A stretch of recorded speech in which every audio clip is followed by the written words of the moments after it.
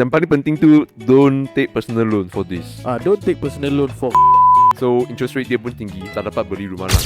Actually, buy now pay later ni dia hutang jahat ke hutang baik? Actually dekat Malaysia, lebih 70% of buy now pay later users coming from B40 group, those yang berpendapatan rendah.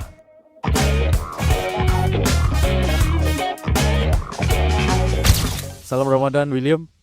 Salam Ramadhan, Zakri. Salam. Salam Okay. Alright. Tu maksudnya bukan salam yang tu. Salam Ramadhan maksudnya selamat menyambut Ramadan. Selamat menyambut Ramadan. Ramadan tu bulan puasa kan? Betul. So sepanjang hidup kau pernah puasa tak, William? Tak pernah. Kenapa kau tak pernah Secara puasa? jujur. Kau kawan dengan aku dah lama, kau tak pernah puasa. Tak tahu, you tak ajak. Okay, I will challenge you. Salah satu hari pada bulan ni kau puasa. Tapi kalau gastrik macam mana? Takkan. Takkan. You follow me sahur dan apa semua tu. Aku ada history sikit tau. Ada history gastrik, yeah. Okay, tak apa. Kita tengok dulu macam mana. At least sampai pukul 6-7 pun dah okay. So tapi you follow actually me. I biasa tak makan malam. So kalau I lunch, let's say pukul 12-1, I sampai besok pagi baru makan. And tu actually more than 12 hours already, 13 hours. Okay, I hours. think you can skip sahur but you can go for breakfast. Breakfast lambat sikit, but you can buka with me. Betul Okay. On sir? What time? 5 a.m. 5 a.m. No, your breakfast is normal lah, 7 a.m. 7 plus my normal. Okay. 7 plus. Okay. Lepas tu sampai petang. Cannot minum, cannot makan. Sampai malam. Kena jaga kata-kata. So what's my reward? I'm gonna give you duit raya. Duit raya betul so ke? That's what normally Malay do lah. Kalau really, kita masih kecil-kecil kan, to challenge your kids to puasa, then if they manage to puasa penuh, they're gonna give you duit raya. Macam tu Macam tu. Satu hari RM10. Dulu aku dapat satu hari RM1 je. So RM30. Sebab ada inflasi. Sekarang inflasi sekarang times 10. RM100. Ya, aku nampak bos aku nego dengan anak dia. Anak dia bagi 250. Lepas tu kalau tak cukup 130, anak dia nego pergi RM150. Okay, aku mau juga sama. Kalau ada I on. Okay, betul lah. Tapi makan 7 lebih, lepas tu terus straight sampai sahur yang pukul 7 malam tu. Betul. So malam you can eat 12 hours anything. lah. Malam you can eat anything. Okay, good. Air tu boleh juga. Air cannot. Tapi kalau air touch my lips boleh touch lips boleh. Masuk dalam tak boleh. Masuk dalam tak boleh Tak boleh. Kalau telan air liur tak boleh Boleh kan. So I kena generate lagi banyak air liur lah. Kau boleh mati kan kalau tak telan air liur kan. Tak tahu. Tak pernah try. Sebab I jenis yang minum air banyak bro. Selamat datang ke podcast Dengar Baik Baik, brought to you by Gila Hartanah. Saya Zakri. Saya William. Dan hari ini kita akan bincang tentang Gen Z dan perangkap Bnpl, Buy Now Pay Later. So actually Buy Now Pay Later ni dia macam bad debt ke good debt lah, Zakri? Dia hutang jahat ke hutang baik? Aku rasa depends. Some people might think this is hutang baik. Not to say hutang baik lah. It's beneficial for them. Okay. Some people might think this is trap untuk diorang. Benda yang jahat, benda yang tak bagus untuk diorang. And I think it depends on how they use it. So probably I akan define dulu apakah hutang jahat dan hutang baik secara ringkasnya. So hutang jahat ni adalah anything yang comes out from your pocket, yang you keluar dari pocket you every month macam tu. Tapi kalau hutang baik tu, dia akan janakan pulangan kepada you setiap bulan. I think tu yang jadi perbezaan ketara antara hutang jahat dan hutang baik. Simple je macam tu. So it can be the same object. Betul. Tapi different purpose. Macam apa? Macam hutang rumah.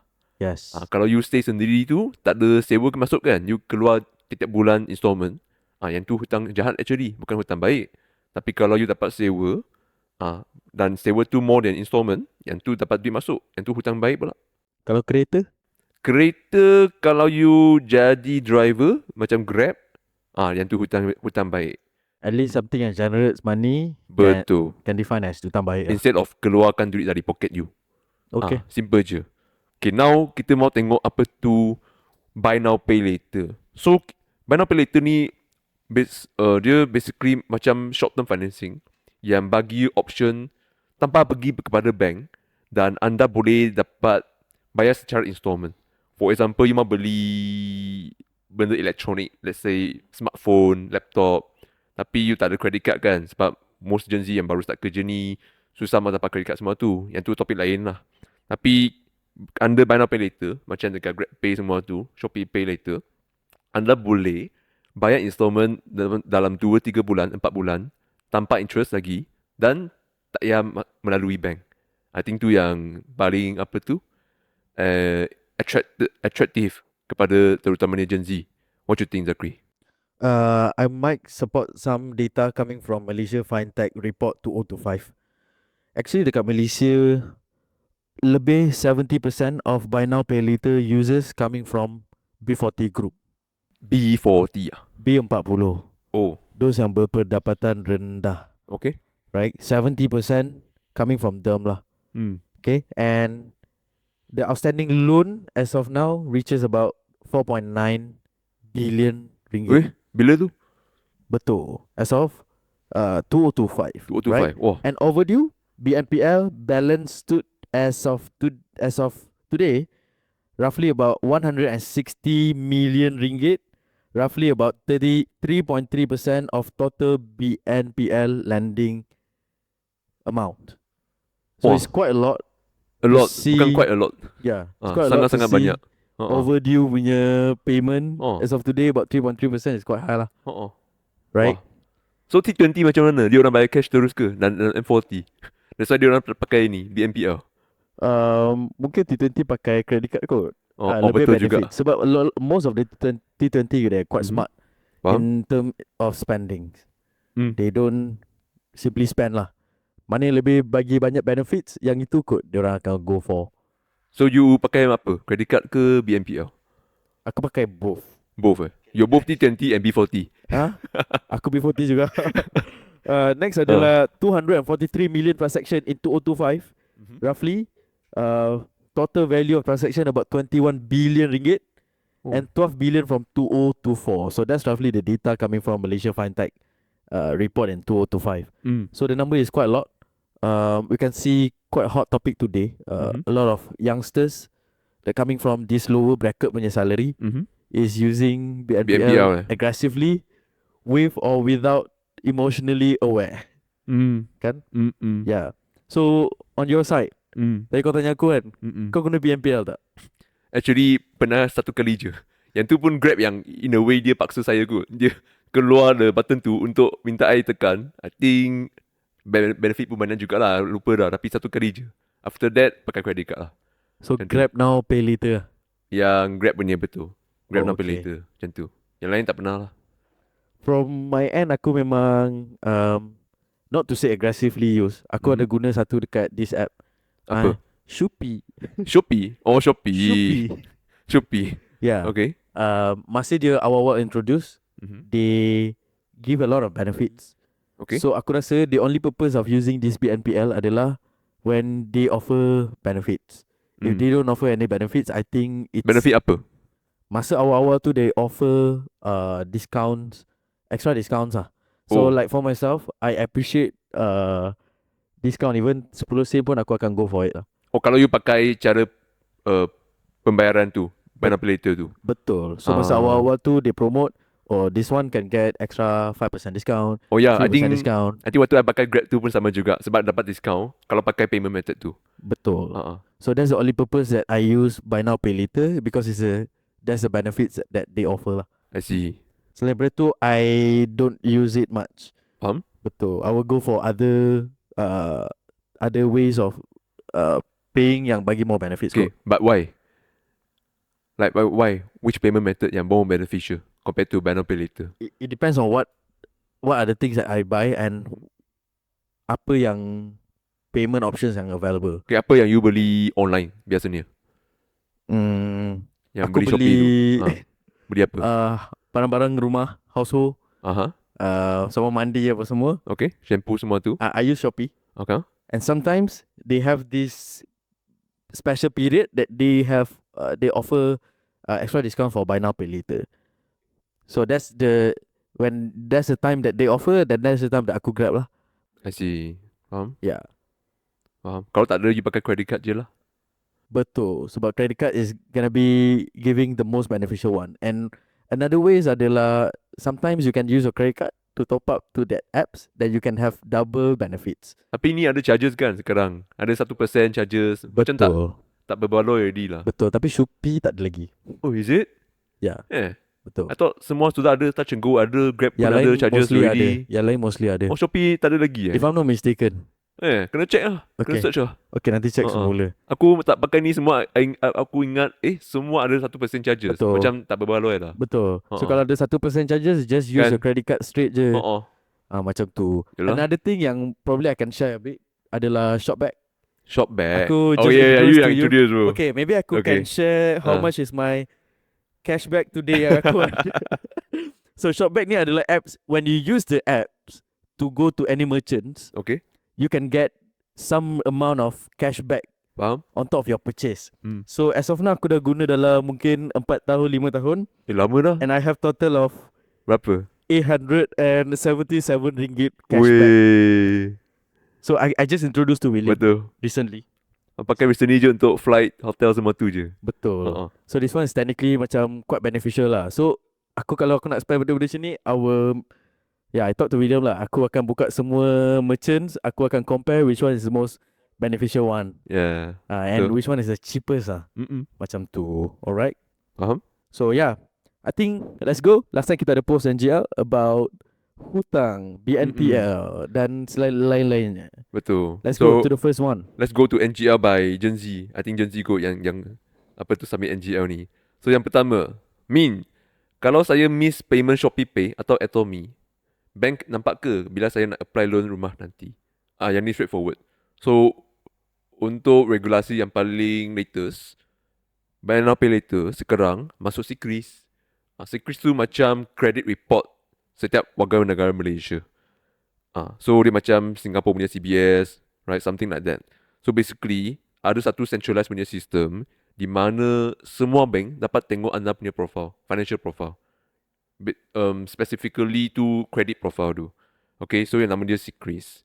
And just one tips, anda boleh dapat free Sikris report dekat e-Sikris Negara Malaysia. Tak payah beli situ. Yang tu kena bayar lagi. RM20 lebih. Kalau e-Sikris ni Bank Negara Malaysia ni free guys. Register je. Okay, so back to here. Basically bank akan nampak sekarang, I think since last year, few months ago sahaja.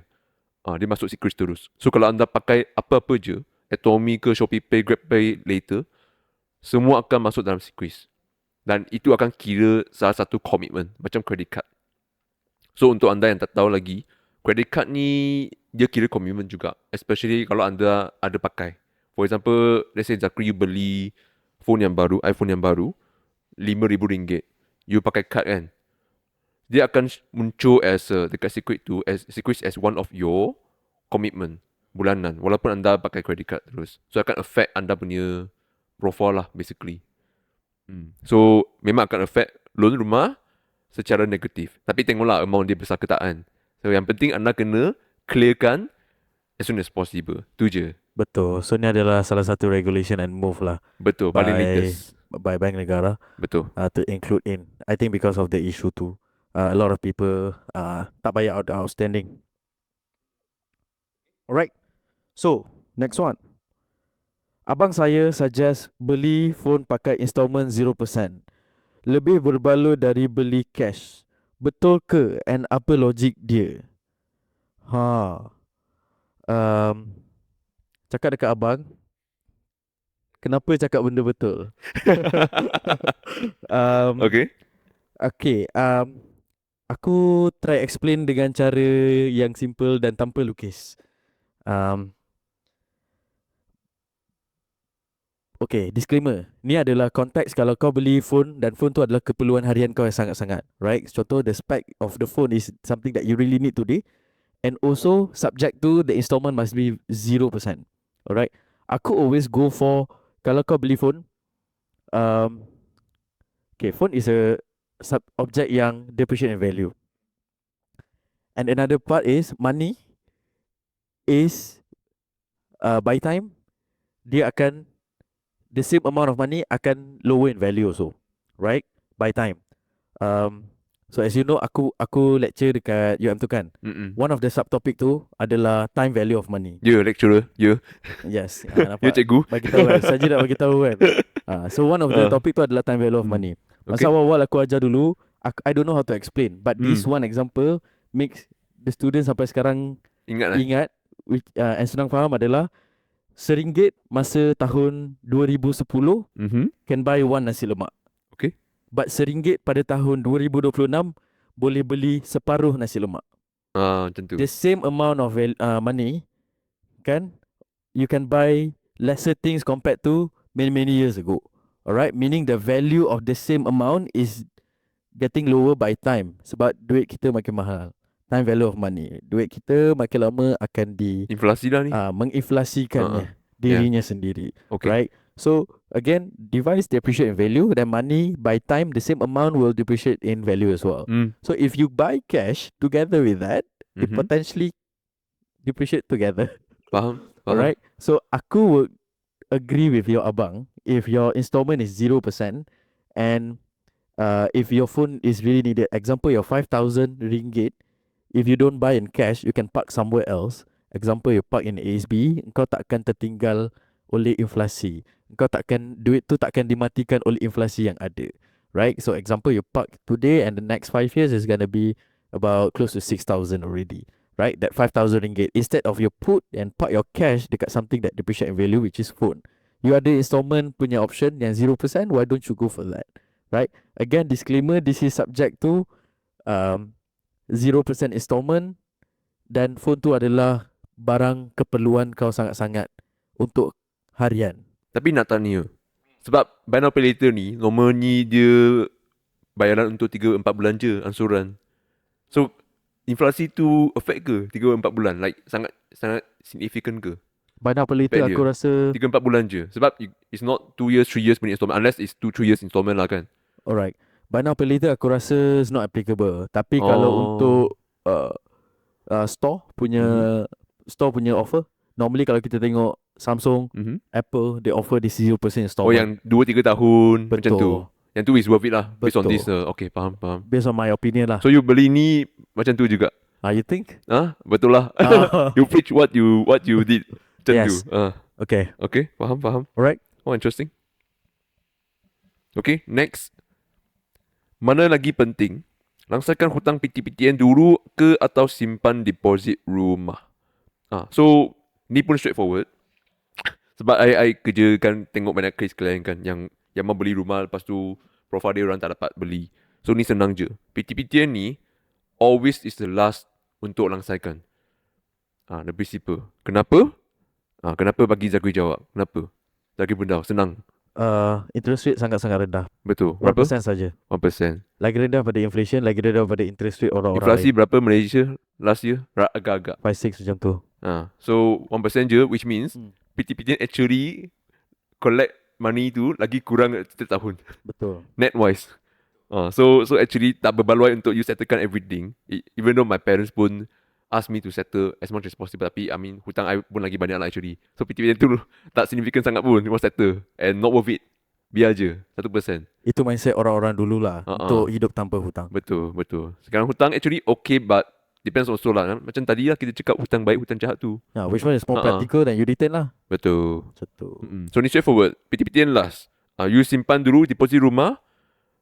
Lepas tu bayar rumah dulu. PTPTN tak payah bukan tak payah bayar, tapi you bayar installment je setiap bulan macam tu je. Tak payah settlekan sekaligus. Betul. And normally it's a small amount, dalam 100 ke 200 ringgit.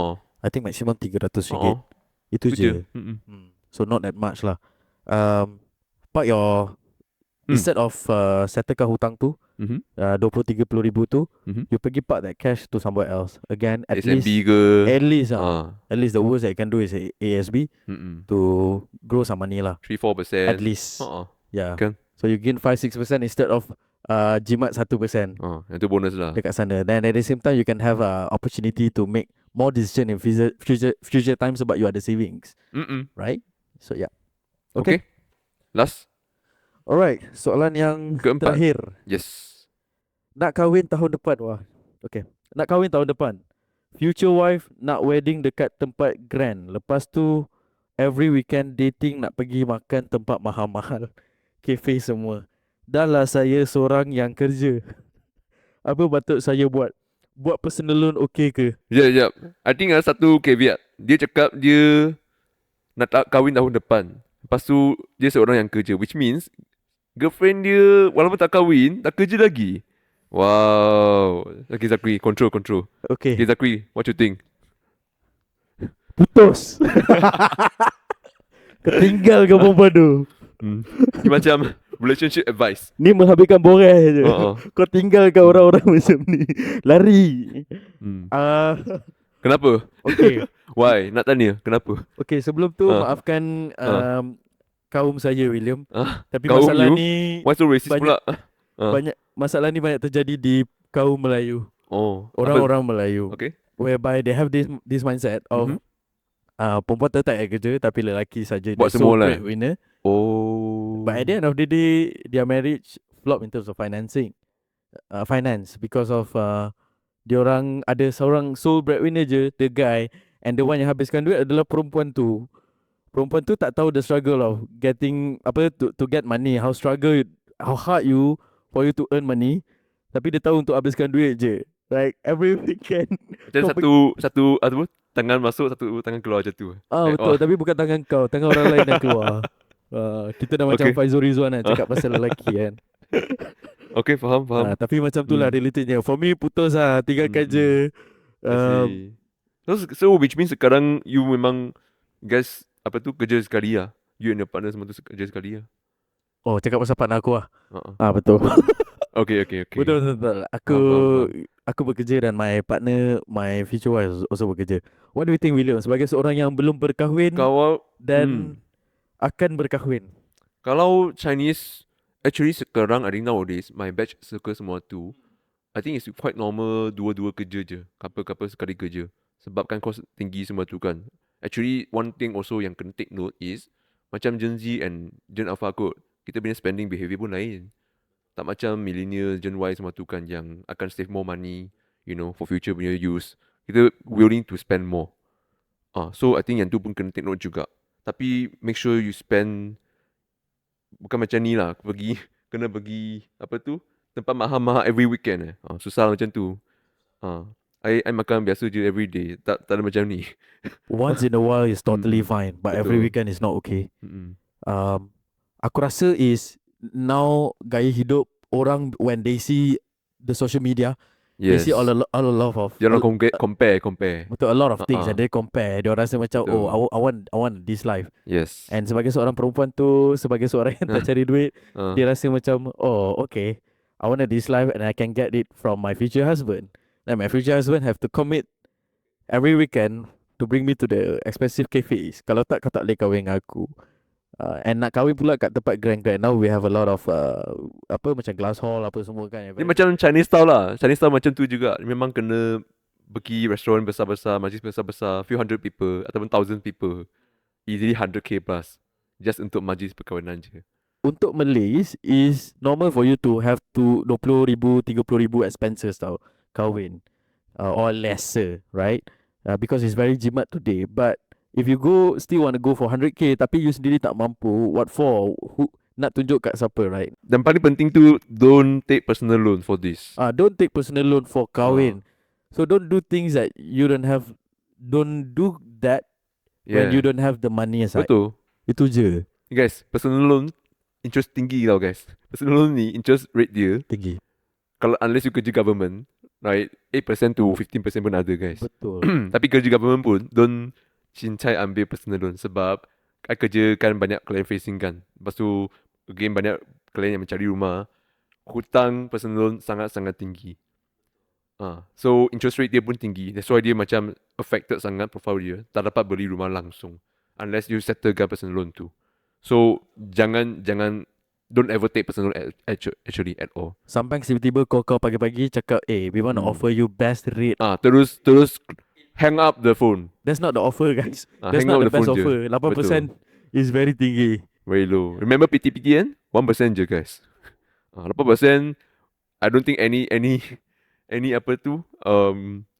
investment boleh return that money for you lah. Betul. Yang secara stable lah. Betul. Right. So kalau again back to the question tu kan, kalau nak kahwin tu, I think buat simple pun tak apa, because of at the end of the day the main purpose adalah your akad nikah tu, your kahwin, right? A lot of people do kahwin akad nikah je. They don't do majlis besar-besar after that. Or some people just do macam just one day je, that don't do many times lah, right? If not, if you spend too much and at the end you tak ada duit, in a way it defeat the purpose of marriage already, right? So after you kahwin you tak ada duit, so how you nak marriage? Is life after marriage, it's not life on the majlis itself, right? Kalau tak ada duit, kena buat cara orang tak ada duit. Tapi kalau ada duit pun kena buat cara tak ada duit juga. If I can quote this one quote daripada one of the famous book, Psychology of Money by Morgan Housel. Wealth is what you don't see. Don't see. Right? Okay. So you have money, but at the end of the day, you don't really show people that you have money. It's about how you live peacefully to have a safe life and comfortable life. It's not to look rich, but at the end kau sendiri suffer. Especially we are talking about selepas kahwin and you are sole breadwinner. Tapi one more thing kot, you probably kena talk to your partner kot about this thing. Kalau you rasa concern, you kena be transparent about it lah, kan? At least you say that you ada concern ni and it's burdening you, right? So you want to reset lah, how to move forward macam tu. Sebab nanti, but don't ever ambil personal loan, right? I don't know your name, but just don't ever, take personal loan ever. Betul. So aku rephrase balik soalan jawapan aku tadi, jangan putus, discuss dulu. Tapi kalau perempuan tu adalah cakap putus terus. Sekarang lain pula. Tu aku ikut emosi jawab. Okay. Jangan putus dulu, kau discuss dulu. Tapi kalau perempuan tu jenis tak boleh discuss, kau putus. Berhabiskan boreh. Okay, that's Zakri's advice not mine. Okay, aku dengar je. Kau putus, kau lari. Macam tu lah. Alright. So again, Salam Ramadhan. Okay. Thank you for watching us. Okay. So let's update William punya puasa journey for the next episode. Okay, dan duit raya Zakri. Okay.